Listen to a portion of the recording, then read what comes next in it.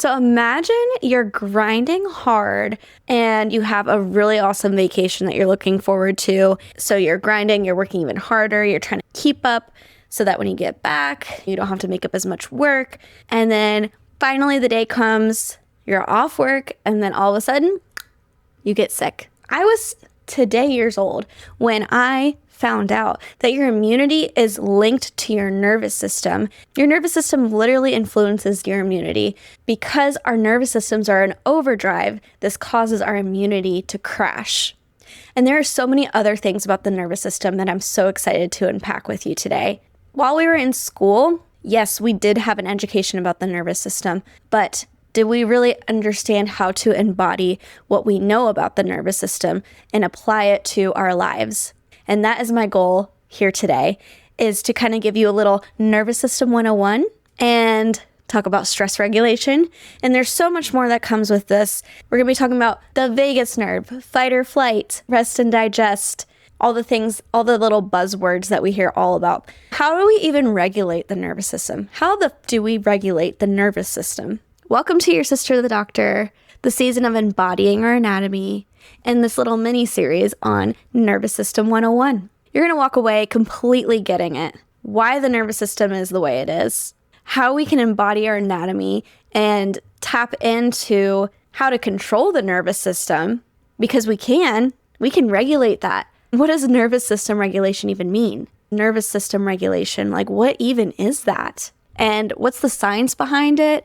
And what's the sister advice behind it? Hey, I'm Abby. In case you didn't know me, I am a doctor of physical therapy and I'm a pelvic floor PT. And the nervous system comes up a lot in the work that I do, but there is definitely a lot that we don't talk about as physical therapists, as humans, as girl to girl. Like, yes, we talk about nervous system regulation. I always joke about how I need to regulate my nervous system, or if I'm like overstimulated or understimulated or X, Y, Z, there's always things that we talk about, but we don't really understand the science behind it. Without further ado, let's get into it. This is your sister, the doctor.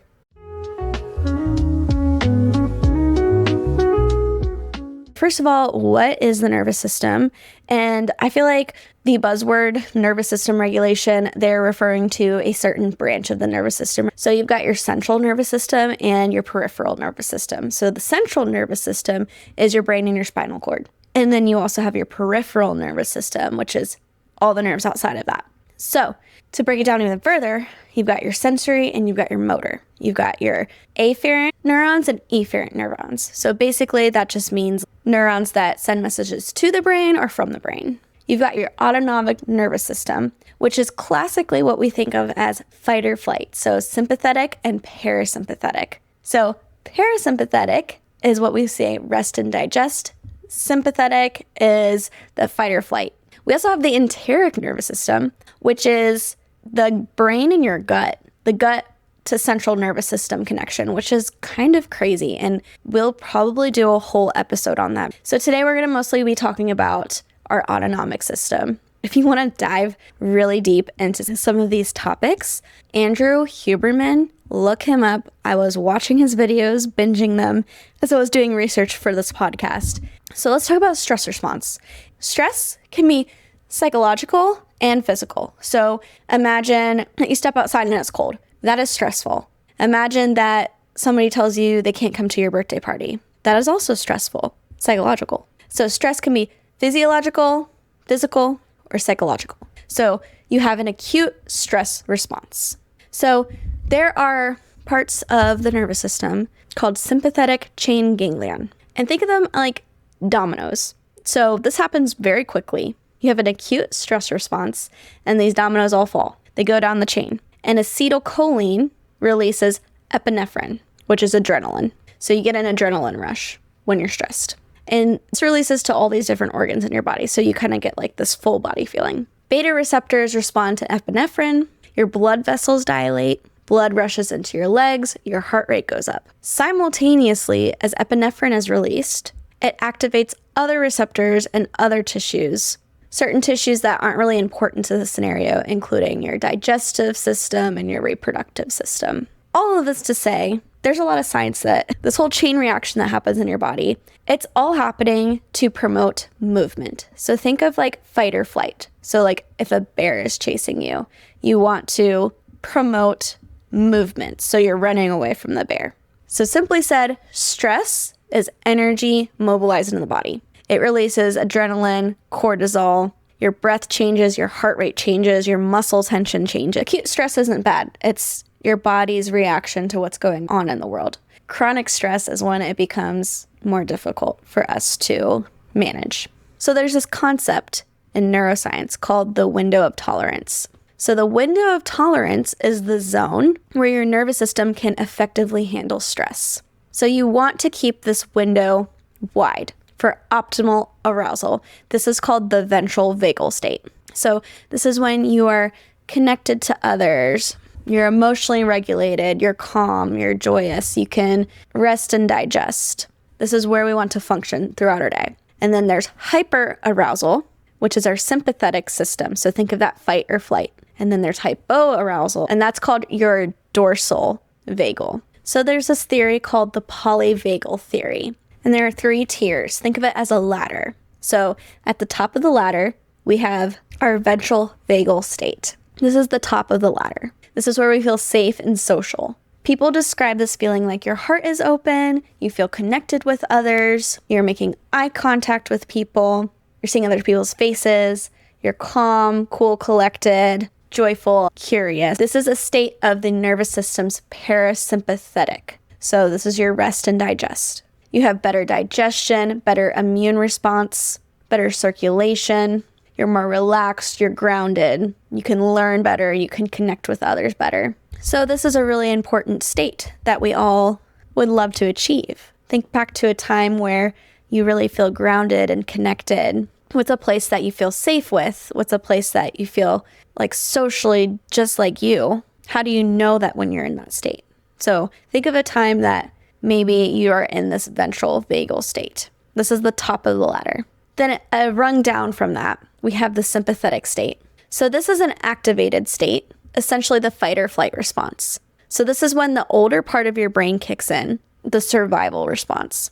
You might feel more energized or mobilized. You might feel anxious or agitated. Irritability and anger is also part of this. Physiologically, our blood pressure, our heart rate, our adrenaline are all increasing. Our digestion is decreasing. So we are in the fight or flight, not the rest and digest. Your pain threshold also goes down, and your immune response also goes down. There's nothing wrong with this sympathetic state, but we just don't want to be here for a long time. We want to be able to have flexibility to go into the sympathetic state and then come out of it to regulate our nervous system. With PTSD and chronic stress, people sometimes get stuck in this state of the constant fight or flight. So maybe you feel like you're sick all the time or anxious all the time, even when the danger is past.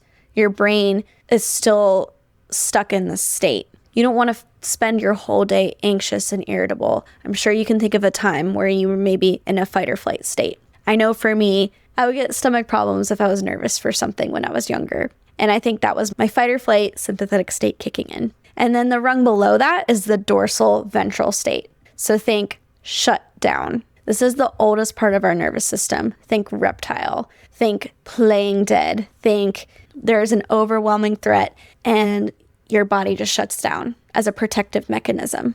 We talked a little bit about this last week when we were discussing the body keeps the score. So this is like the freeze state. You feel hopeless. You feel depressed. You might dissociate. You might feel heavy, tired, frozen. You might feel like you're not human. Physiologically, your body starts to conserve energy in this state.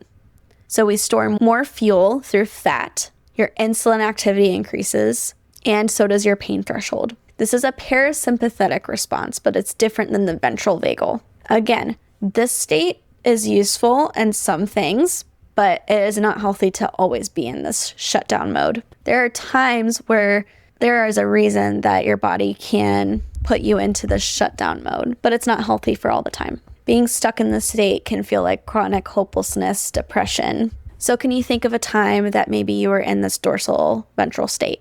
I think for me, I'll shut down if I'm very overstimulated and I don't know how to respond. I think sometimes my body goes into that shutdown mode to protect myself. And I really love this image of this Venn diagram because it goes through kind of shifting between the states of this polyvagal theory.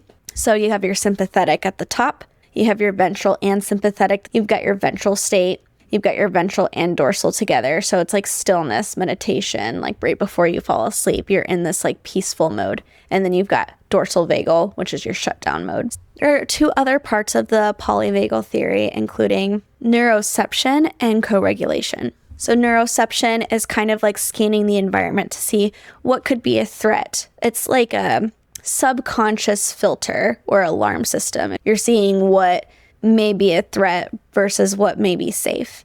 And then co-regulation is the need for humans to socialize and be with each other to promote our safety. So the window of tolerance is the body's optimal state to live everyday life in. So we've got hyperarousal above that.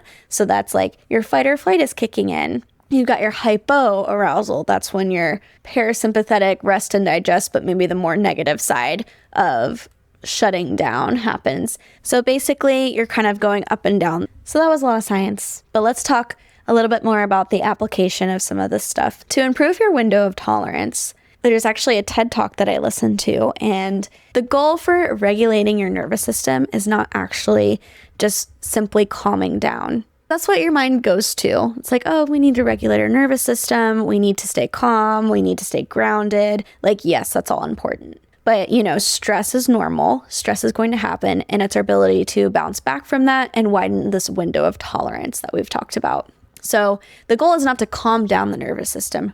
Rather, the goal is to be flexible and adaptable. So learn how to regulate your nervous system through flexibility and adaptability. So play can get you there, which I really love this concept.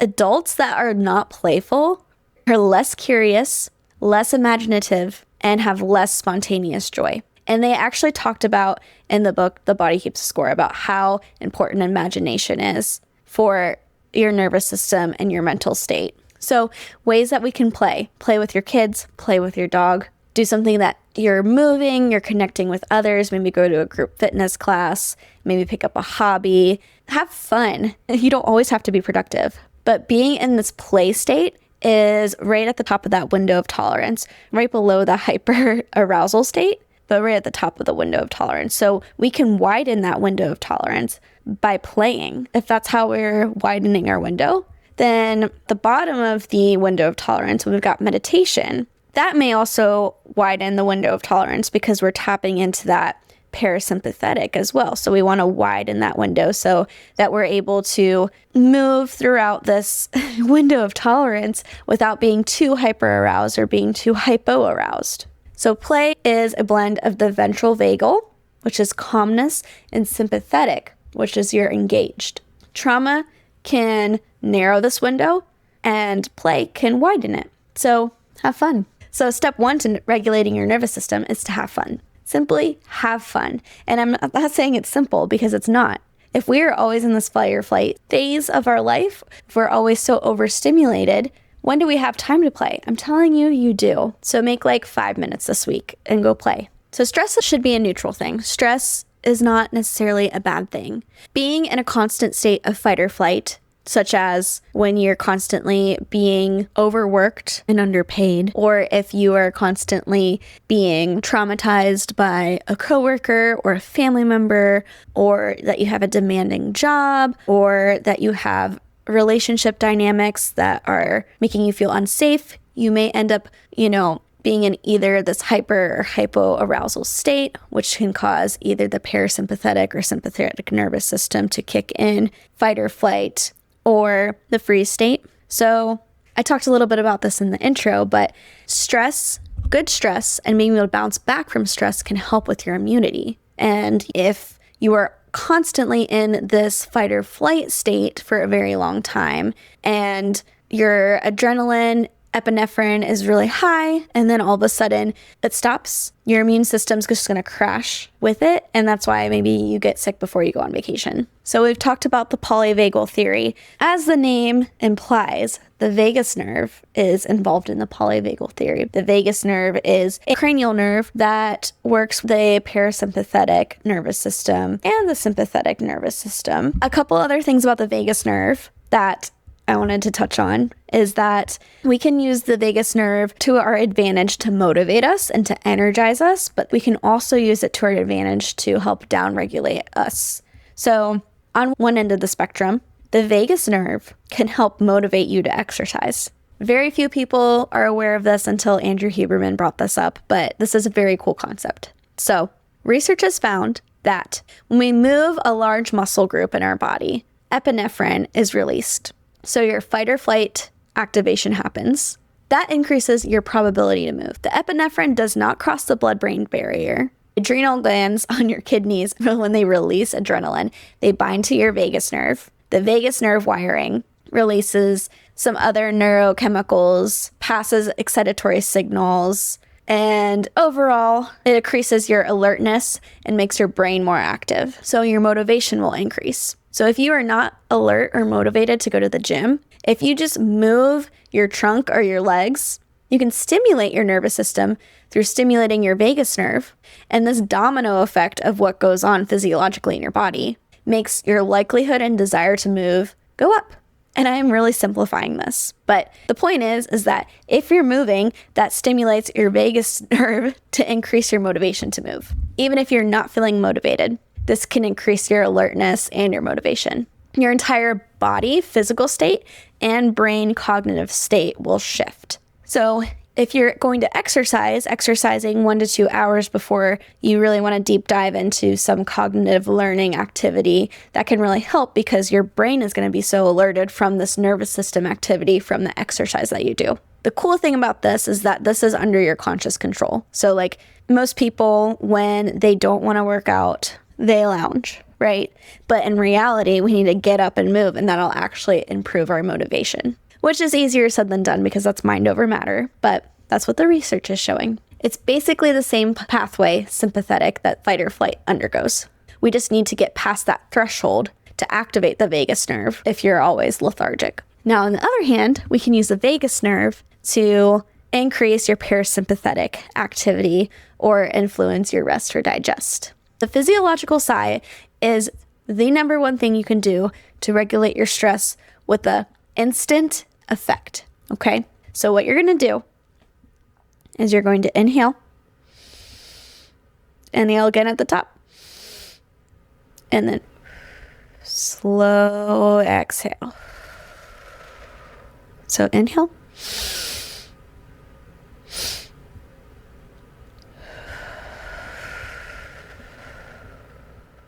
And what this is doing to the vagus nerve, let's hear the science about it because it's so cool. So you're inhaling, the diaphragm is here, your lungs are here, your lungs are filling up with air, your diaphragm's moving down. That's creating more space in the heart area. So your heart has a little bit more room. So the blood flow of your heart, it's got more room to flow. So now there's lower blood volume in this space. So the SA node, which is part of your heart, will signal to the brain that we need to speed the heart rate up because it's slowing down because we've created space. Okay, so the brain signals back to the heart to speed the heart rate up. So if we are inhaling and we're slowing down our inhale is going to cause our heart rate to go up. On the contrast, as we exhale, the lungs are emptying. So the lungs are filling up. Now the lungs are emptying. The diaphragm is actually going to move in what direction? Up, which is also going to compress where the heart is. Okay, so the rate of blood flow is going to speed up because there's not as much space. That is going to signal the SA node to send a signal up to your brain.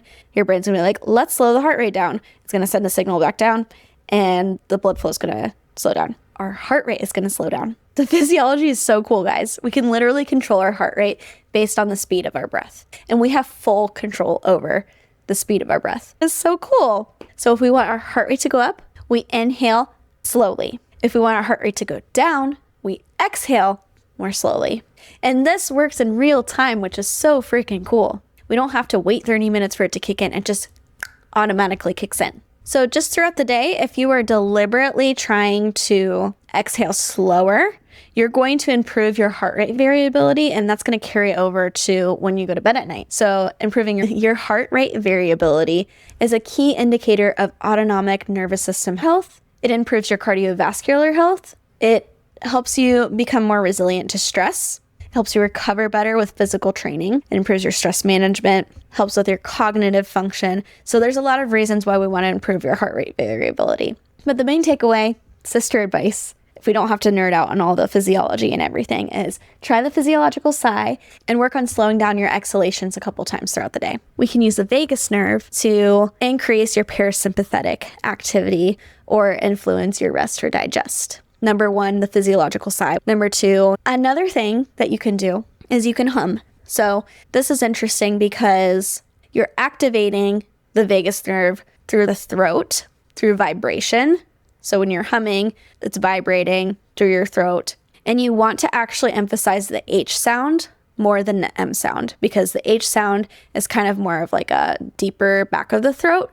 And you want to move the vibration from the back of your throat down your neck into your chest, almost like to the belly and the diaphragm, to really get the vagal nerve activation. So you can try that one on your own. I've tried it a few times. I'm not going to lie, it was really funny. So I will save you guys from that. Nervous system regulation is kind of whatever you want it to be, but knowing some of the physiology of the nervous system can help you create a plan for yourself. Nervous system 101. We went through polyvagal state, the vagus nerve, the window of tolerance, your immunity, and the relationship with the nervous system, and some sister advice, some practical tools and application to regulate your nervous system. Play, meditation to improve your window of tolerance, to downtrain your nervous system, physiological sigh, deepening your exhales, humming if you want to activate your vagus nerve to improve your motivation and your cognition, high intensity exercise, connecting with others as part of that polyvagal theory, because we rely on other people to stay in that ventral vagal safety connection state. Next episode, we're going to dive even deeper into the nervous system. If you have any questions from today's episode, please send me a voice memo or send me a DM. So homework this week, pick one way to regulate your nervous system via play, via meditation, via vagus nerve stimulation. Please report back to tell me how that goes. And before we go, let's just regulate our nervous system a little bit. So wherever you are, have a seat, sit up nice and tall, or if you're standing, stand up nice and tall. If you're laying down, whatever works. But I just really want us to focus on regulating the nervous system via our breath. So let's do this thing. So what I want you to do is I want you to think about your diaphragm. So you've got your lungs on top, you've got your diaphragm, which is a breathing muscle on the bottom. You got your pelvic floor at the bottom. Your heart is up here. So I want you to inhale your air into your abdominal cavity. We're going to do 4, 7, 8 breathing. So you're going to inhale for 4, hold for 7, and then exhale for 8 seconds. Okay? So inhale, 2, 3, 4, hold, 2, 3, 4, 5, 6, 7. Exhale, 2, 3, 4, 5, 6, 7, 8. We'll do this a few times, okay? Inhale, 2, 3, 4, hold, 2, 3, 4, 5, 6, 7. Exhale, 2, 3, 4, 5, 6, 7, 8. Inhale, 2, 3, 4, hold, 2, 3, 4, 5, 6, 7. Exhale, 3, 4, 5, 6, 7, 8. Inhale, 2, 3, 4, hold, 2, 3, 4, 5, 6, 7. Exhale, 3, 4, 5, 6, 7, 8. Now one physiological sigh. So inhale. A little bit more. Exhale.